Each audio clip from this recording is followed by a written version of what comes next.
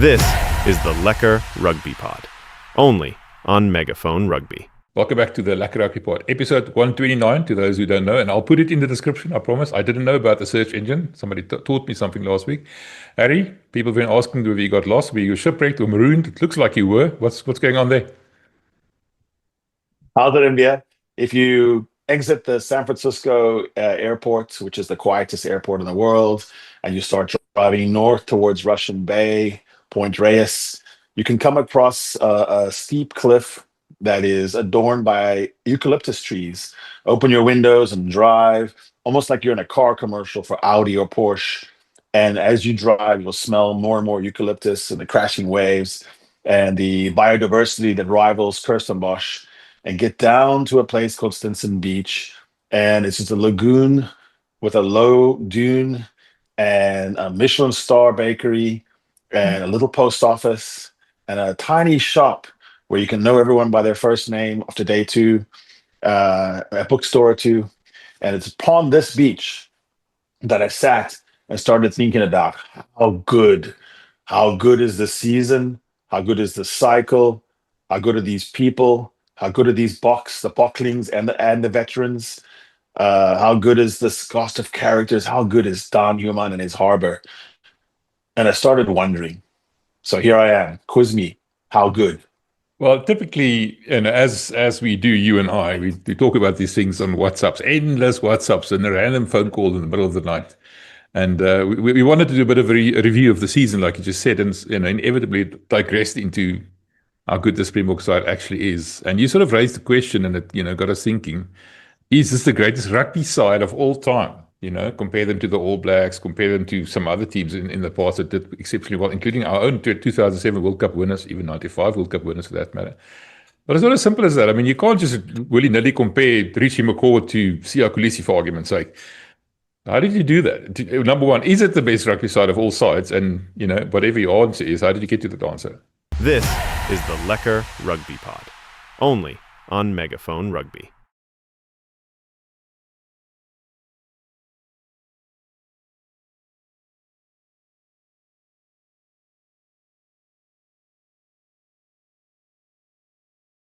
Envia, but I believe that the answer is yes. This is the greatest side of all time in the sport of rugby union. I didn't get there in a moment. I didn't get there in 5 minutes.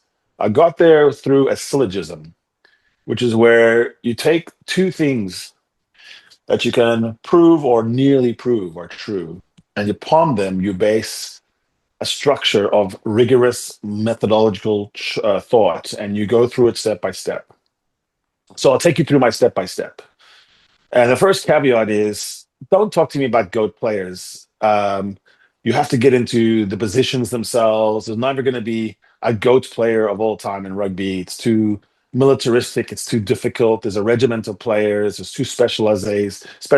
So what makes a GOAT prop is different from a GOAT fullback. So, and it's very difficult to do that because it's not an individual sport. It's not like tennis or maybe even cricket, where you have individual statistics that are really comparable. But a team, yes, you can. You can, and I'll show you why. You can do that because you have reasonable inferences upon which to build.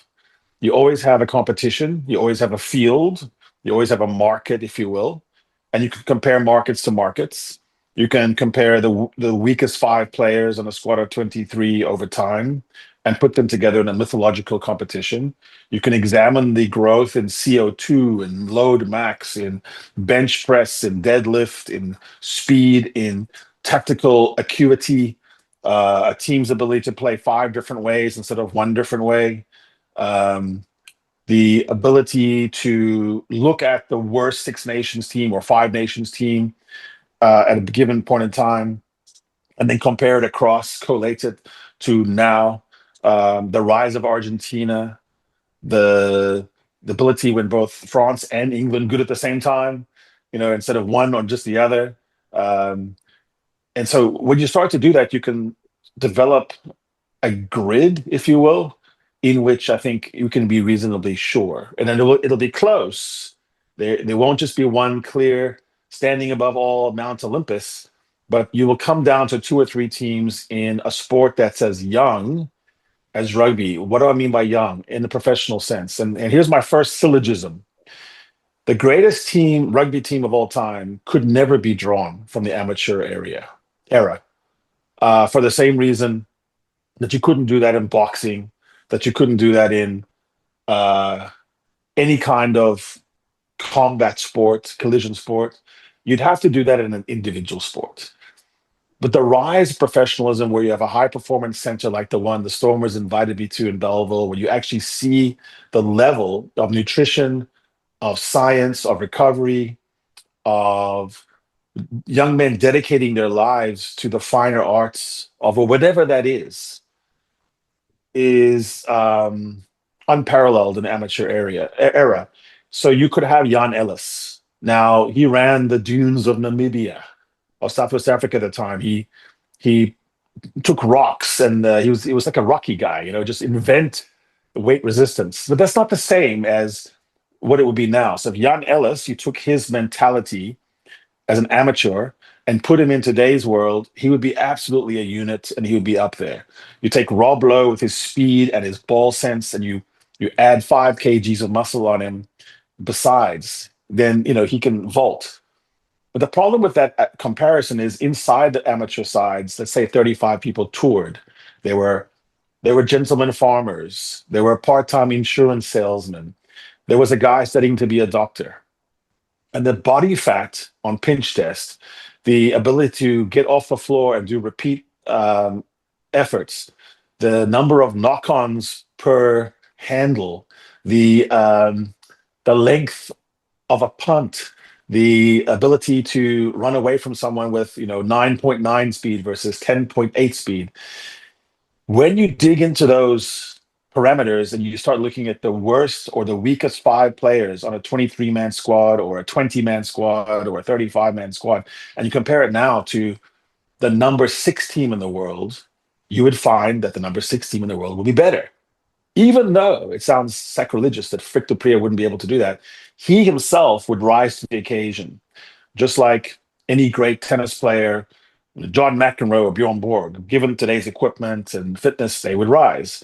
But it's number 20, number 45 in the world that would be way different, because you need that maniacal, obsessive, Tiger Woods-like, adherence to your sport. So I'm going to say right now that the greatest rugby team of all time cannot, in good conscience, with a straight face, be drawn from the pre-2000s. And I even say that because in the 1990s, it was not fully professional. Yes, you had your Joel Stransky that was, practicing his kicks 20 hours a day, but you also had a guy straight from the farm, plenty strong, but not maybe as flexible as you would see in Quadzilla, Vilco Low. There's no way to do that. There's not enough tractors to pull. So, and also the more money you have in sports, the more athletes that will be drawn from another sport that would have played another sport come into this one. And so you're looking at guys like Kanan Moody, Sasha Feinberg, and Ngomazulu, who might have on another day been a footballer, or you might have someone who would have been a boxer. And so as rugby's income level rose, I think you're looking at 25 years, and just 25 years. That's my very first leg that's important. So does that make sense, Evia? Is that we cannot go back in time and look back for those 1950s teams? They just weren't as good as we wish they were or thought they were. No, I mean, it's all romantic. I mean, I saw him being driven around Loftus in a golf cart celebrating his 90th birthday this past weekend. People came from all across the country to celebrate it. I mean, honestly, he's a legend. But in an amateur era, like you just said. So the question that arises from what you were telling me is, you have to compare the professional era, and you have to look at what teams achieved, and who are those teams that you would be comparing, what you would say might be in the running, for example, in over the past 25 years. And the next question I'm going to ask you is going to be, in today's terms, if all top 10 almost teams can beat each other on a given day, give or take a few, they should all be in the running. We'll talk about that just now, but talk to me about the past 25 years. Which teams do you think are in the running? The obvious candidates, like you just said, is the current Springbok team. Which other sides should we be looking at to make this decision? So from 2000 to today, you had a few iterations of teams. You had England at a certain point in the early 2000s. You had Wales for a nice swath under Warren Gatland that were imperious. And you had two versions of the All Blacks and you had two versions of the Springboks. So that's probably your six that you're looking at. Australia had a few moments, but by the time the sport became fully professionalized, they were sort of on the wane. And the French have never seriously mounted the kind of challenge that their club competition strength would suggest they could have. But I think the first thing, and this is my second syllogism, is you look for parity. And assuming that the sport and its professionalism and athleticism and tactical awareness did keep rising, even if it sort of plateaued and was difficult to get any better, if parity existed more recently, then that team, whoever was number one recently, would be better than the team that was imperial in 2003, when you maybe had only 3 or 4 teams that were serious challengers. And sometimes it was even as clear as it was All Black, Springboks, and one other team, and then everything else was a bit shit and were like easily written off. There were so many teams that had never, ever beaten in history a certain team, like the Scotland or Wales or Ireland had never done something at all ever in the early 2000s. That was still the case. The ability of an Ireland to go to New Zealand and win it only happens in these days. So that gives you a clue as to whoever could rise in an age of parity and still put their arms on everyone and say, I'm here, I'm above. That is going to be more impressive than someone who only had to do it against a few. It's like Arnold Palmer or Jack Nicklaus dominating golf when only 4 or 5 players on their day, if everyone played their best, could really top them, versus a golfer now where there's golfers from everywhere. They're all supremely conditioned. They all have incredible swing plane. And so if you can rise above and be a Scotty Scheffler and win repetitively, or Tiger Woods back in the day, it was much more impressive. So rugby is the same in that it was a young professional sport. And during these 25 years, you can look at 2 teams, because let's set aside England's small burst. And let's also push aside Wales' Six Nations heroics, because on the biggest of stages, the World Cup, where everyone gets their stuff together, all players are called home, everyone's guns are loaded and cleaned, that's where you can finally find these head-to-heads. I think it's going to have to be between the All Blacks and the Springboks. And it's not necessarily obvious between, if you just come at it and you say 2010 to 2018, which is the tail end of Graham Henry, on to Steve Hansen, Sir Steve Hansen, that 8-year period, which encompasses the 2011 and 2015 back-to-back World Cups, and then hanging on, but not getting there in 2019. So we'll call it that band. And then an earlier band of the All Blacks, there's an argument there, but I'm going to say that Kiwi Scribes, my own sense and my own look at all the numbers and the degree to which they owned the field, we've got to look at that, the 2010 to 2018 All Blacks, as one contender. Not England, not the French, not the Welsh. And then I think for the Boks, you have to look at the Erasmus era, which is also going to look like a nice 8-year chunk if 2027 goes back to back.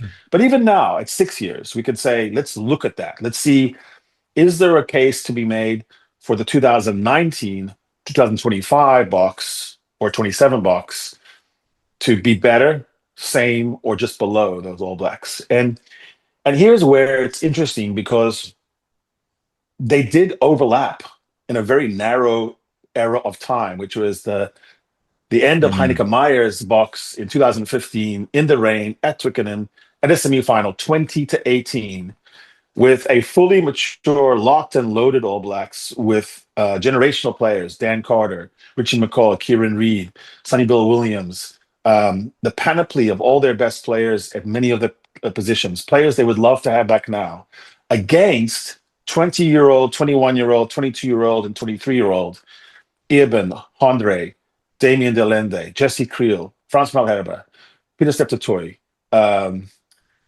Valley Roux. So on and on, there was that weird kind of little the the nadir and the zenith was A Venn inflecting each diagram. other. Yeah. And so just 2 points. Are today's version of the Bucks in 23, 24, 25 better than the 2015 Bucks? Absolutely. Absolutely, without question. A player like Andre Pollard, still in his prime, is not necessarily always a lock to start at 10. But look at the third string guy from 2015 in the box.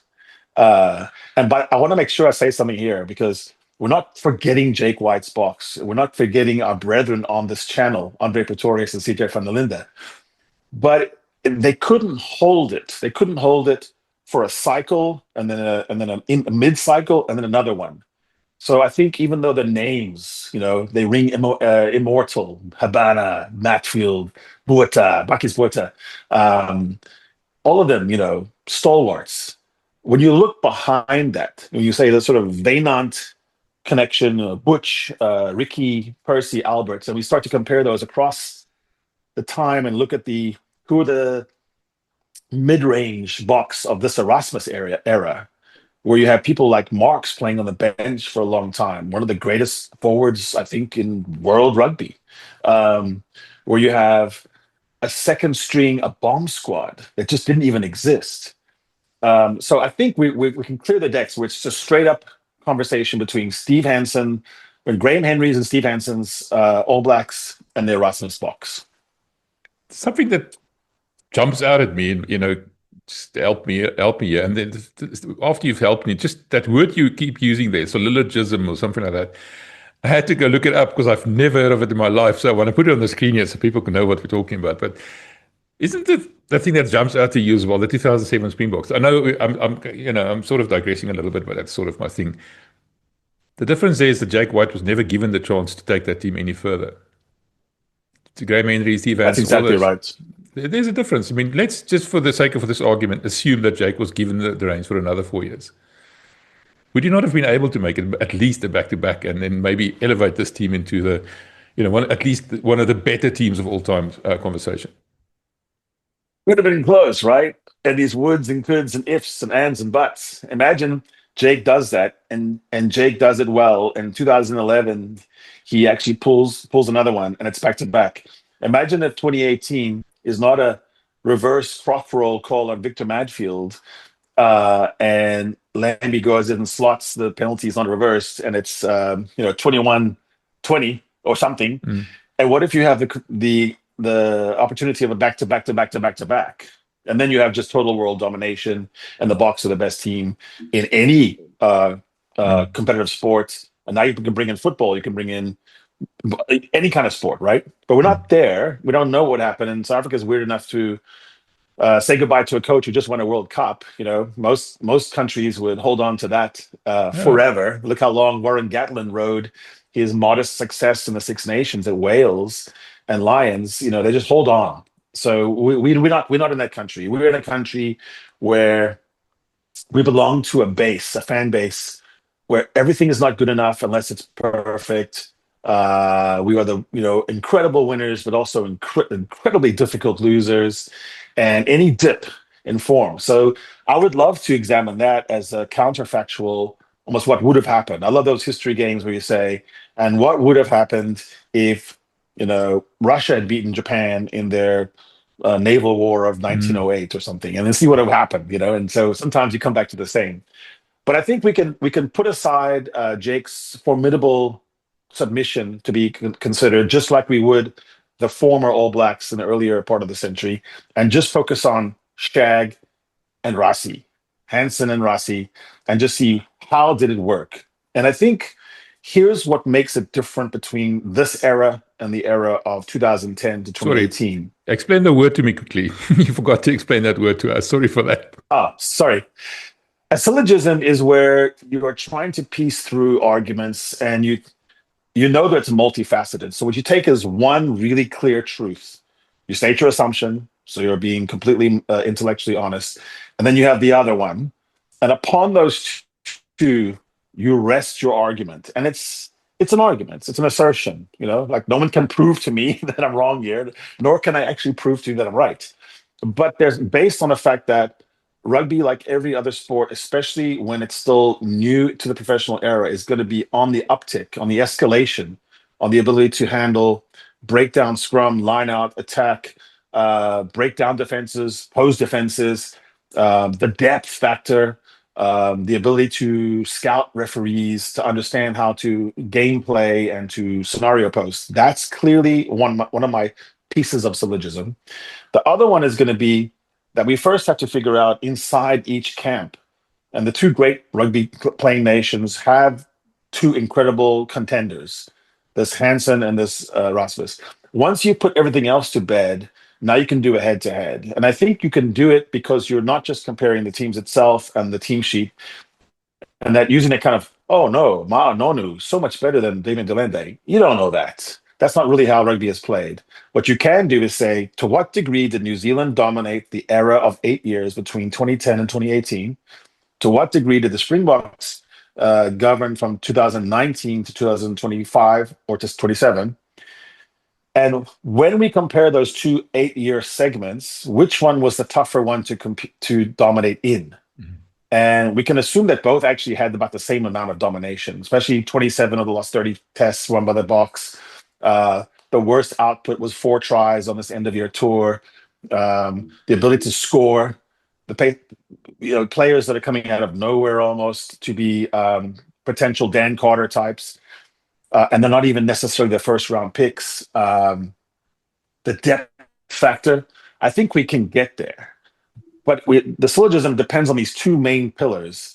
And then from that, we can go through our argument. And to me, I think in 2019, ushering in the Rasmus era from late 18, where he was still getting his pieces together, it's the coaching, the depth of coaching, the ability to have a portfolio like Scrum. There's never been a Scrum more dominant in an era when the coaches are trying to, the referees are trying to depower the Scrum from on high, I'm sure. There's never been this much, there's never been these few players on the field to attack as the weakest players. Who are the Boks that you target? Which ones are they?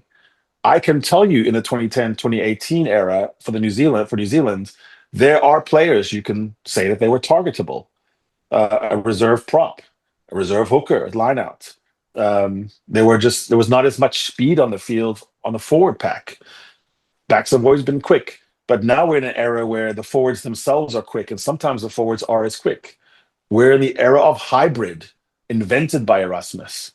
So when you take the scrum, the line out, the attack, the defense, the breakdown, it looks to me that rugby did move on and become more sophisticated from 2010 to 2025.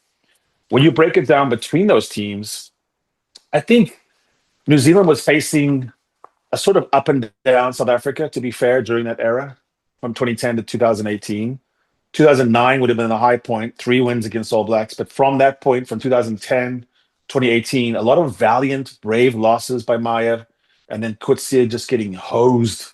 So we'll say that New Zealand's competition base, its field, was a up and down South Africa, a medium Australia, a weak Argentina, weak as hell Argentina, with momentary blips in World Cup, a good Wales, an okay England, and a poor France, and nothing else. And I mean nothing else. So you're looking at a Bok challenge where you always win, but it's close. A Wales, which always struggled against New Zealand, but was good, and England being okay. And that's about it. That's what they had to overcome to dominate. And that's the key, is you cannot sort of, you go fishing, how much fish is in the pond? I caught 5 fish, there's only 7 fish in the pond. It's pretty good. But if it's stocked fully, then you're just pulling fish out every second. So I think New Zealand had some easy wins and still only triumphed against almost a teenage 21, 22-year-old set of players in the box, in the rain, semifinal, fully loaded, by 2 points. A drop goal by Dan Carter was the difference, or a reverse goal on Victor Manfield. In contrast, the Boks during this period of this 6 years and potentially 8 years faces a tough as hell All Blacks. Is it the best All Blacks team? No. But is it right there? Is it always number 2 or number 3? Absolutely. And tough to beat, even in World Cup finals. The French, on top of the two most lucrative leagues in the world, Pro D2 is richer than every other league, and then top 14. Said to have some of the greatest players of all time in the world, said to have most of the greatest players of the French team of all time. So clearly better than when the All Blacks were dominating. Ireland, so much better than from 2010 to 2018. So much better because they can go to New Zealand now and win a series. They can beat and have beaten the Boks. They're one of the only teams that have done that routinely. They've led the Six Nations. They've led the composition of the British and Irish Lions. So it's the Irish and British Lions now. England, resurgent at times, strong, many Lions on their team as well, difficult to put away, as good or better than the England was during the 2010 to 18. Argentina, rocket ship. So an easy beat for New Zealand when they were dominating. Argentina could beat New Zealand in New Zealand. They just did. They could beat them in Argentina. They could beat them anywhere. Wales slipped to hell, but Australia and Scotland on their day can pose a lot of trouble between 2019 and 2025. And then Italy also rising their head with Fiji a wild card. So when you look at the market that South Africa had to dominate in, it's about 5 really good teams at all times. 4 on their day that can smoke anyone else. A top 4, not a top 2.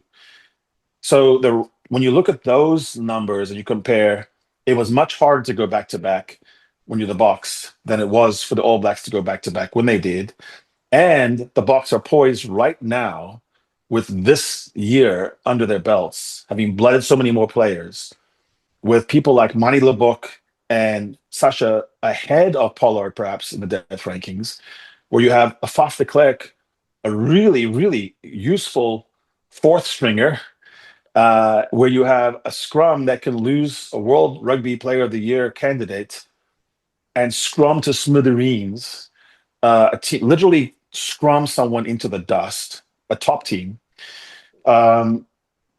We have multiple World Rugby Player of the Year award nominees inside the Bok team, and you have the most output of tries, just smashing the records of all Bok teams, but also the All Black teams that were always seen as being the attack weapons. So that's the first point, is you've identified the potential difference. Now you have to look inside that and say, you have to do some imagination and say, so what if the best version of the 2019 to 2025 Boks did play the best version of the 2010 to 2018 All Blacks? Using that one overlapping and wondering, is a Damien Delende at 32, 33 a smarter, better, tougher player than he was at 23? Yes. Jesse Creel, absolutely. Pollard, absolutely proven. Get inside some of those other players, Peter Septatoy, Ibn Etzebeth, they became their best selves in this decade, not the prior decade. I don't think that the All Blacks had anywhere to go to be better than they were in 2015. It's hard to imagine they could have been. They were cooking on all cylinders. Inside New Zealand, I think everyone accepts that was the best ever. So I think the argument can be made that these Boks rose above as they matured together cohesively, unbelievably almost, where you can actually trace, what did I say, about 8 names. You can trace from 2015 all the way to today. So a 10-year period of Etzebeth, Peter Steptoe, Dwayne still in the coaching group, Francois Herbe still coming back, Andre, Damien, Jesse, Willie, Sia. It's unbelievable to see that coherence. I think that's what tips the scale, is the All Blacks peaked and had nowhere to go and therefore failed in 2019. These Boks rose from 2015, just 2 points away from being in the final, which they surely would have won. Win in 19, win in 23, and are now poised to win again by taking meaningful steps to separate themselves from the most parity that ever existed in rugby, everyone having the best coaching acumen, IP, shared tactics, money, the most depth in the top 7 to 8 teams that ever existed. If you took the weakest 3 to 4 players or the weakest portfolio, right? Did you have a weak scrum? Did you have a weak high ball? Did you have a weak chase? Did you have a weak kicking game? And you tried to identify that, then it's difficult to find a weak link in those All Blacks, but it was under the high ball and it was potentially under the scrum if they got hammered. We didn't have the players to hammer them with a bomb squad. Now we do. And I think that scrum would have gone backwards with anyone you want to put in there. It wouldn't have mattered. I think that scrum doesn't serve. The All Black scrum of 2015 does not survive an examination, full Don Human, how big are your balls examination by these Boks. Doesn't happen. It's too strong, it's too quick, it's too good. They understand how to get Marx's big pumpkin head under your sternum and drive up and expose that left side to a rampaging ox or a rampaging Lucid tank to toy. So the comparators are there. The weakest 3 or 4 players, try to find them. Who is the weakest Bok right now? Who's the weakest link in the Bok team? And who are 2 or 3 others? It's difficult to know. Willemse is a more complete player, fullback, with Fassi and Leroux in the wings than Leroux was in 2015. Moody, Hooker, bigger, taller, stronger. Jesse Creel, Dialende are possibly the most cohesive midfield that has existed in the history of the game. The Leckerbacks didn't really exist. I fancy their chances against the 2015 All Blacks. I think they could run circles around Ben Smith, for example. And then you have the rise of playmakers that weren't existent back in those days. So I have to say that when I think about it, and with all due respect to the Jake iteration that we've talked about, this current group is playing the kind of deep, adaptable, outscore you, but still lock down, defend you if I want to, hold you down to 1, 2 tries if I need to, win by the scrum, win by the run, make you quit. Best win over the All Blacks in history ever by any team ever, 140 years. Made the French quit, made them suck their thumbs, took on Ireland and said, we could score more on you, but what we want to really do is beat you down in your palace. There's an edge to this coaching. Don, Stick, Felix, maybe Jacques back. Everyone wants to coach there. Everybody wants to coach on the Buck squad.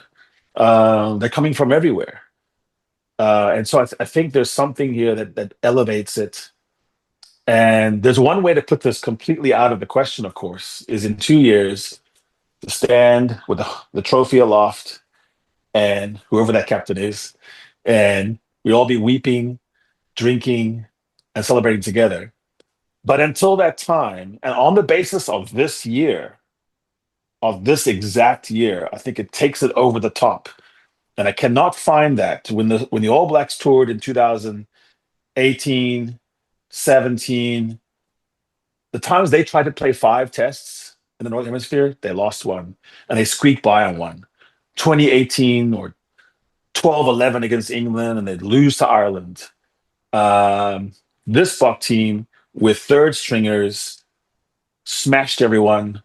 The closest margin was 11, and that 11 was deceiving in Ireland. I was there. They were out of it. Once we got to 24, we didn't care anymore. It was just a matter of getting the clock done. New Zealand never had that kind of 5-test smashing North in between World Cup cycles.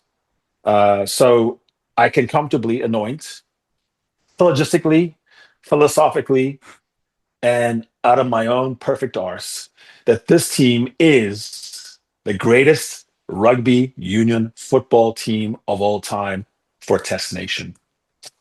Okay, I'm gonna just put a little bit of a spoke in your wheels there, as of course I will. I want to ask you this, but kind of this question, and I want you to think about it.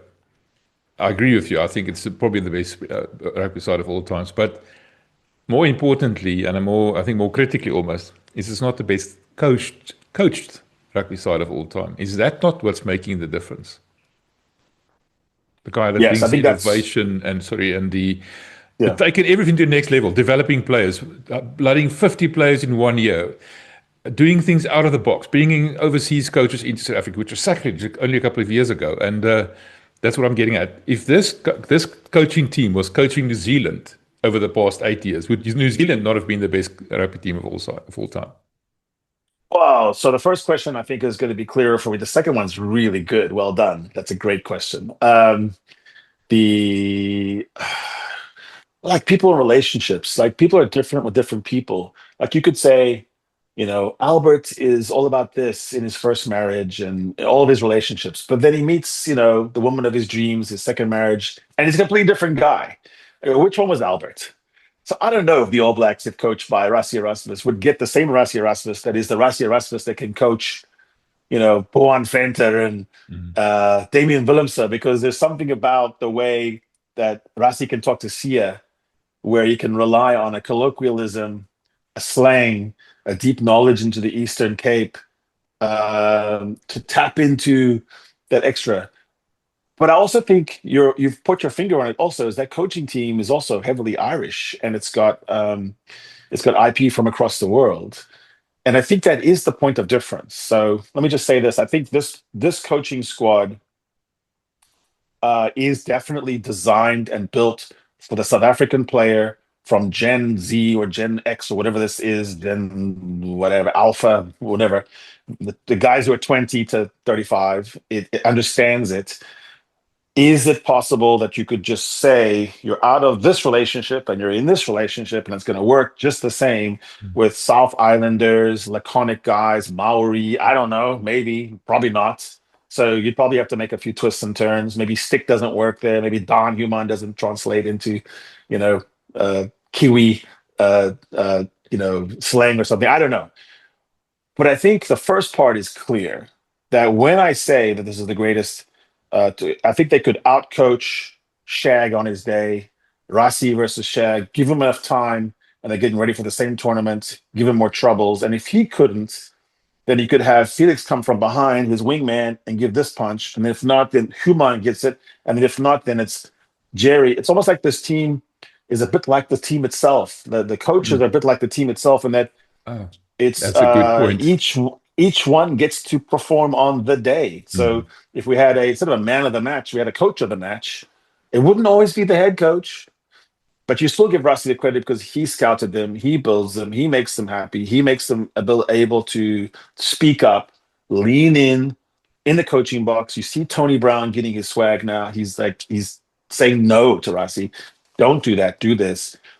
The ability of Rassie to take feedback and apply it, the humility of his arrogance, if that makes sense, compared to school teacher, former policeman Shag, who had to be the guy, and then he got it from Graham Henry, and there's a very rigid sort of kind of template there. It's very traditional and conservative. I think the innovativeness, the try somethingness, the 7-1, 6-2, 5-3, 4-3, 1-2. Andre's a back. No, he's a forward. What kind of studs does he wear? Does he have the right length of boots to go into the mall?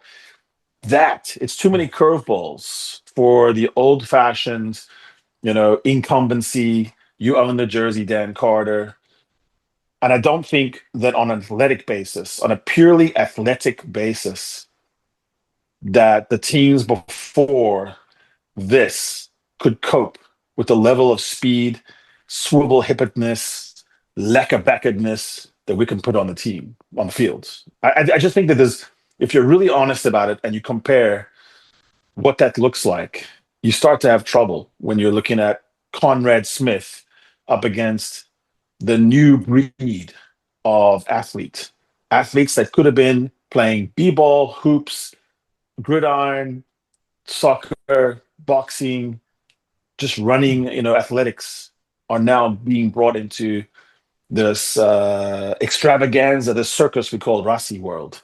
And as he mixes and matches it, and they pick out people like Bourne Fenter from Edinburgh that no one saw coming, and Edinburgh, and you have people that also didn't look like the thing, but now they are the thing.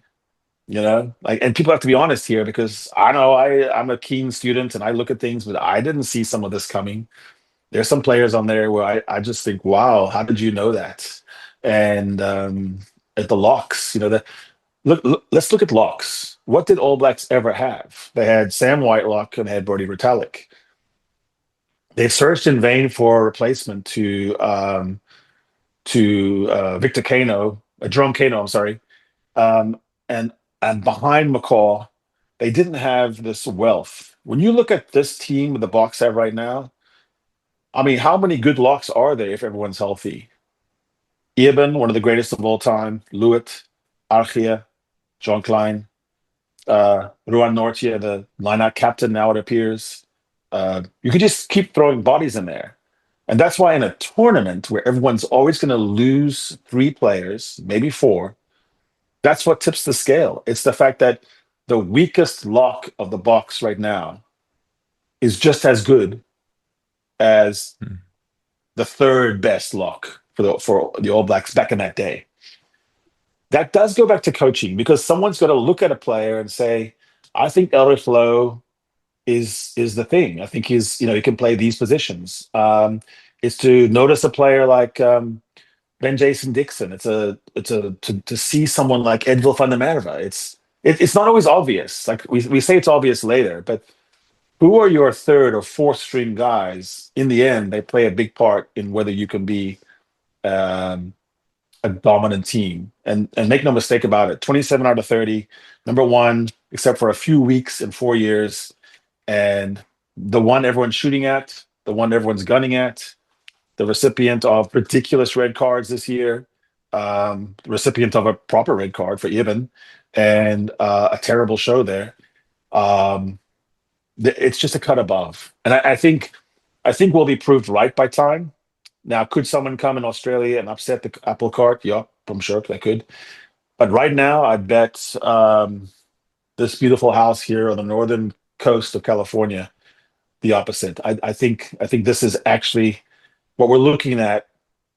It's one of the great stories in team sports. It's one of the best teams that ever played a sport, any sport, because rugby is now in the age of parity, and it wasn't. Go back and look and see how bad some of those teams were.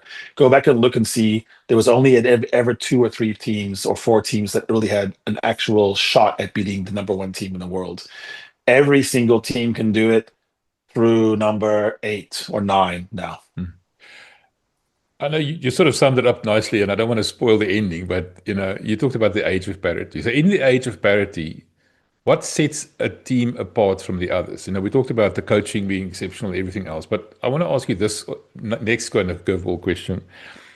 Andre Pretorius made me aware of this the other day. He talked about cohesion, and now there's a cohesion index. Gainline Analytics that well have developed a cohesion index. Is this not the most cohesive squad in the history of rugby? And that's actually the one last thing that sets the Springbok side aside from everybody else.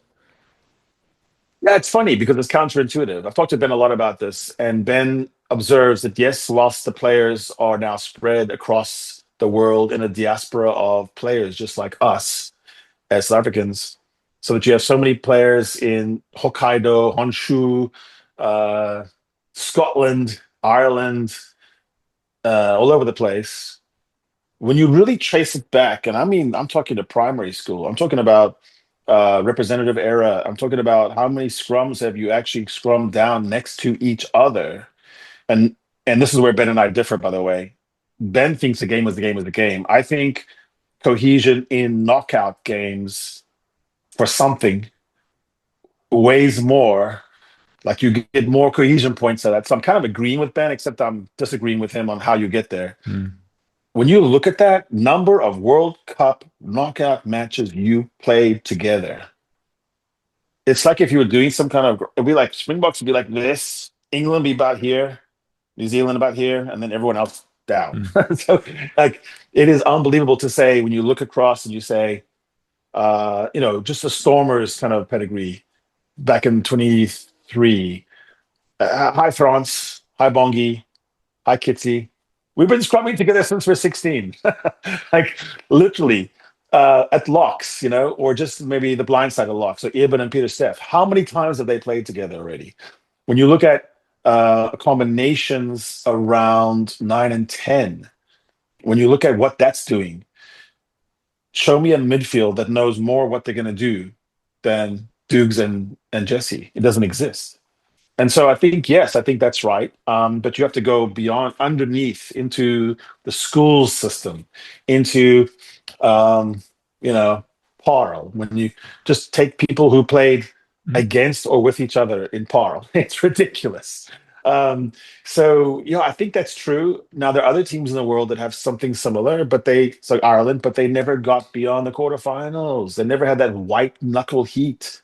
The reason why New Zealand was always so good is because Sam Whitelock knew where the light switch was on when the room was dark. So he knew how to get there because he'd played so many knockouts in a World Cup. Even if you lose them, if you play them together, that's why it's so difficult to beat England in the World Cup, because look across the field. Look how many of those guys have been in games that matter. So cohesion plus the Harry version of Ben would be cohesion, but seasoned by how much did the matches matter when you played together. And on that score, these Boks are setting, they're so far ahead. It reminds me the old story of when they finally let the Russian apparatchiks out of Soviet Russia, and they said, come look at the assembly line in Japan. Come study Nissan and Mazda and Toyota and see how we do cars. And the head of the Soviet car manufacturing unit spent all week talking to the Japanese guys, having sake, having gone out. And at the end, he said to the head guy from Toyota, tell me honestly, how far are we behind? And the Japanese guy said, forever behind. You are forever behind. There is no way to catch up with World Cup knockout matches in this cycle unless you already had them. So there's no way the Boks don't use that, and there's also no way the Boks don't use the new guys to fit in these other little spots, that don't give you the gain line index cohesion Ben Darwin thing. They actually take it down. But this superlative nature of Feinberg and Ngomazulu scoring the most tries by number 10 ever already. And sometimes he looks like he's in a different level or gear, like using your Formula One. It's almost like there's one car out there that has a different level that can run in a circle this quick and everyone else cannot. And he can just run in for fun. I love it when you talk Formula One. Let me give one day I'll give you some proper lessons. No, Harry, you know what? I hear what you're saying about the playing together and knockouts and everything else and going through the fire and being forged, that kind of thing. But 50 players in 1 year and still they're cohesive. I mean, no better example than you saw this past weekend against Wales. Zachary Porton playing at Lucid and little things like that. There's more to it than just having been scrimming together since they were 16. Yeah. And again, it comes back to the coaching. I'm sorry to hammer on this, sort of comes 360 to it, but the point is, this coaching side is not just technically superior, innovative more than anyone else. There's something else to it, the human side of it, that I think is unmatched. And I think that, to me, at the end of the day, is what sets this team apart. Yeah, to some extent, there's been homogeneity in the gym. There are guys like Aled Walters that seem to bring out, they can find the 7 or 8 pack in the stomach instead of the 6 pack. But for the most part, exercise science is known. There's nothing secret about it. The timing with which you load and taper is probably a little bit different. But the Boks are just as fit or fitter than everyone else. So that's off the board. That's not the difference. Number 2, the size. Every nation has 20 guys who are big and quick and all this, and so even top 10, let's just say top 10, all locks are big, all props are strong, all wings are quick. We'll move on. Now, there are some differences there, I think, that we can draw on that are Olympic level, and maybe quantitatively above a team like Wales or Ireland or Scotland. The Celts are not known for sprinters in the Olympics, for example. And I think that's true. But let's just also say that's not really a distinguishing factor between the French and us, or the English, who have giant immigrant populations that do very well in those sports and can also put monsters on the field who might actually outlift us and have better numbers in the gym. So move that aside. Now we get into precision and pace on the field, speed on the ball. So some guys can run really quickly, but you put a ball in their hands, they get tackled, they slow down. It's also sort of the top 5 teams pretty close. So what is it that takes the top 3, top 2? What's the one? I think it is psychology. It's the will to win. It's the composure to win. It's when all around you are dripping with fear and tension and wetting their pants. You're the one that's standing there and you're barking orders just on time. Andre's saying, be there. You're saying, you're hearing from Valencia behind you, my ball. You're seeing that call is on time. The lift is not on or around, or maybe it's on the grip of the hamstrings. It's when there's a moment in time against England where you have to score, and by God, what does he do? Archie Snyman just takes his Viking elbow and he scores. Like, why? Why is that? I mean, it's 1,000 practices. It's captain's practices. It's Felix Jones being a very scary man. It's Don Human coaxing little tiny things out of a scrum that no one even knew existed. It's finding the 3rd rib instead of the 4th rib in the scrum so that when you hit it, it squeals. It's at this point playing around with people in the scrum, actually. Like, we're almost going to roll out maybe a 18-year-old prop and see what happens there. There's just items inside the game that were not fully plumbed, like the aerial game, like putting big centers up there so that the whole back line is 6'4". It's the adaptability of this coaching group to this team, to these players, to this psychology, this generation, this pop culture, and the opposition, and doing it all on time, taking risks, getting their pants pulled down at Ellis Park, and then saying, okay, what didn't work there? What can we do? How can we do this? And then tweak and tweak and tweak until, to use Formula One, the machine is just running on fire. And all the adjustments were made, and everyone's taking exactly the right way to the corner. And I think they also have a lot of self-imposed excellence standards. There's not a lot of learned helplessness. I think excuses are viewed as absolute shit. I think everyone puts their hand up and says, I did it. That was me. And they own it. My understanding is Eben's done that inside the camp. So when people get carded and it really was their fault, we don't do this kind of thing now. We say, who's against us? Who made us do it? We own it like grown-up men. Also, you're walking into, if you're Zach, if you're just a young player, you're walking into a system that has, it's sacred. I mean, it's built something around it that you probably walk in and you almost cannot wait to hear, what is Don Human going to teach me at scrums that I didn't already know back in my union, where I think I was pretty good. Like, what is that? It's a reverence, if you will. It's a cathedral of rugby now. And so when you go to the shrine of those places and the blood of the saints of rugby call upon you to do something more, and they say, one more, just one more thing. Everyone seems ready to die for the cause. And I think that's contagious. It brings even really good athletes to that one little tiny percent more. And when you win by 1 point, all you needed was 1% more. So there you go. Voila, as the French would say. It's kind of, you can see why it works, you can know why it works, but then try to do it. Try to do it. Because this team does not stop innovating. They keep doing weird shit. They keep doing things that surprise all of us. I think they do things that surprise themselves. What they're not doing is doing the dreaded thing of all champions: complacent, satisfied, content. It's perpetual discontent, but in a happy way. I know I said the last question, but as you talk, I keep thinking, and I'm trying to poke holes in your argument.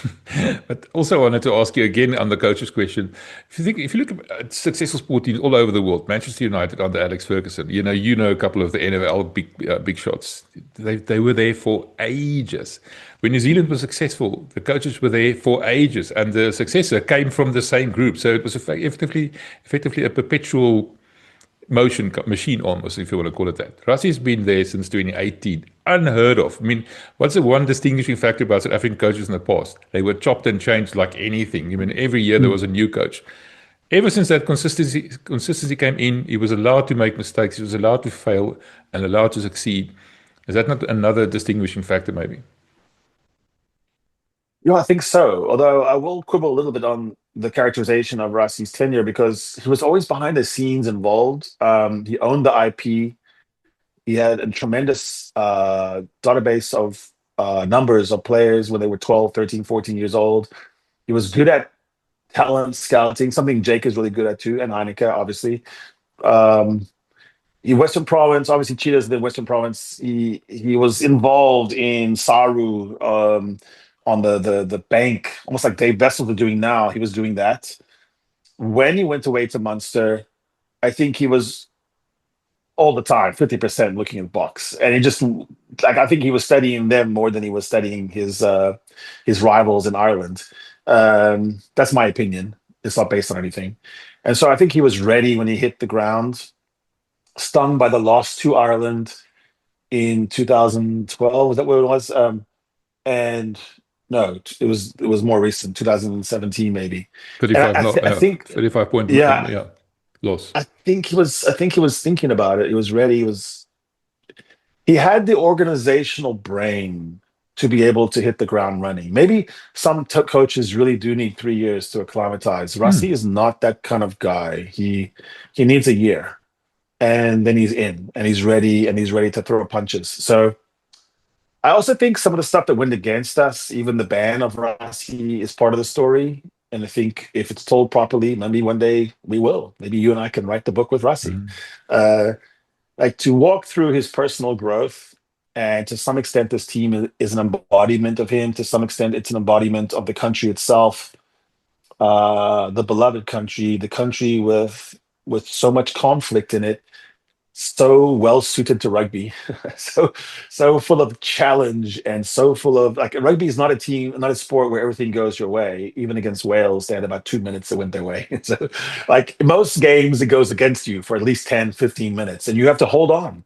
You have to do what the Stormers did just recently in Limerick, and just it doesn't look like it's going to work, and then you keep believing. So the belief factor of a man who made himself better by doing just about everything wrong and getting punished by the people who ran the sport, and pilloried and vilified by so many people, and still does people looking to dance on his grave.